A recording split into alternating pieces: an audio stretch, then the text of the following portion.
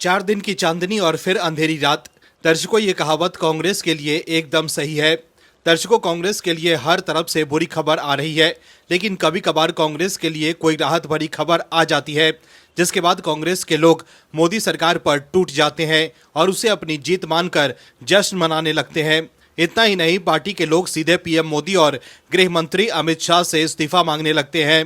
लेकिन कांग्रेस की ये खुशी ज्यादा दिनों तक नहीं टिकती है और फिर कांग्रेस के लिए बुरी खबर आ जाती है।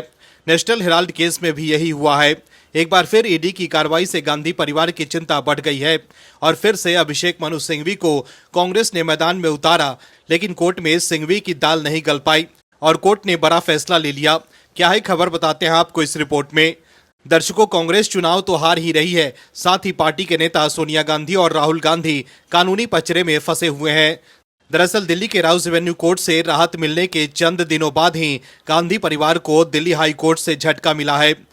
हुआ ये कि नेशनल हेराल्ड मामले में दिल्ली हाई कोर्ट ने सोनिया गांधी और अन्य आरोपियों को नोटिस जारी किया है।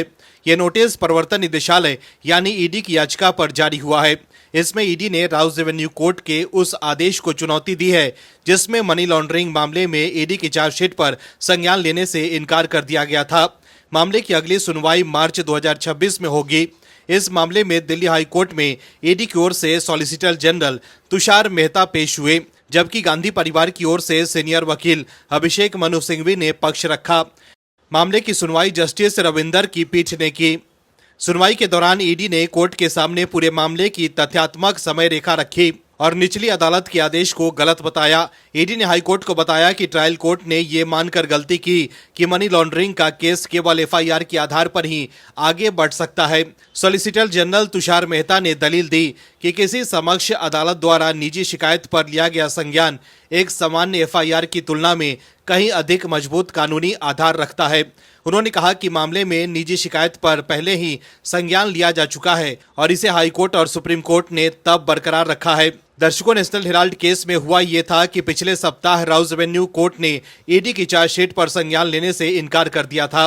ट्रायल कोर्ट का कहना था कि ईडी का केस डॉक्टर सुब्रमण्यन स्वामी द्वारा सीआरपीसी की धारा 200 के तहत दायर निजी शिकायत पर आधारित है, न कि पीएमएलए के तहत किसी निर्धारित अपराध में दर्ज एफआईआर पर। इसी आदेश को ईडी ने दिल्ली हाई कोर्ट में चुनौती दी है। अब ईडी का कहना है कि निचली अदालत के इस फैसले का असर पीएमएलए के तहत दर्ज अन्य मामलों पर भी पड़ सकता है।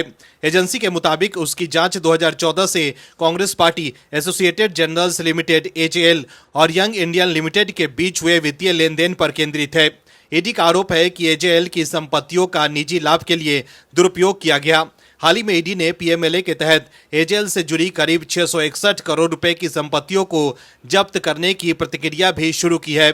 अब हाईकोर्ट ने गांधी परिवार और अन्य लोगों को मुख्य याचिका के साथ साथ ईडी के उस आवेदन पर भी नोटिस जारी किया है जिसमें 16 दिसंबर के निचली अदालत के आदेश पर रोक लगाने का अनुरोध किया गया है, जिसके बाद एक बार फिर राहुल गांधी और सोनिया गांधी की चिंता बढ़ गई है। हाईकोर्ट ने मामले की अगली सुनवाई के लिए 12 मार्च 2026 की तारीख तय की है। कांग्रेस ने कोर्ट में अभिषेक मनु सिंघवी को उतारा था, लेकिन ईडी की अपील पर हाईकोर्ट ने राहुल गांधी और सोनिया गांधी को नोटिस जारी किया है। वहीं कुछ दिन पहले मोदी सरकार पर निशाना साधने वाले लोग अब बैकफुट पर नजर आ रहे हैं और इस मामले को लेकर अब कांग्रेस में सन्नाटा पसर गया है। दर्शकों, ईडी ने पहले ही बता दिया था कि उसके पास पर्याप्त सबूत है जिसे लेकर वो हाई कोर्ट का दरवाजा खटखटाएगी, लेकिन उससे पहले ही कांग्रेस के लोग अपनी जीत मान बैठे थे, लेकिन अब फिर से उन्हें झटका लगा है। Bureau report, OMH news. आप दर्शकों से विनम्र निवेदन है कि चैनल को सब्सक्राइब जरूर करें।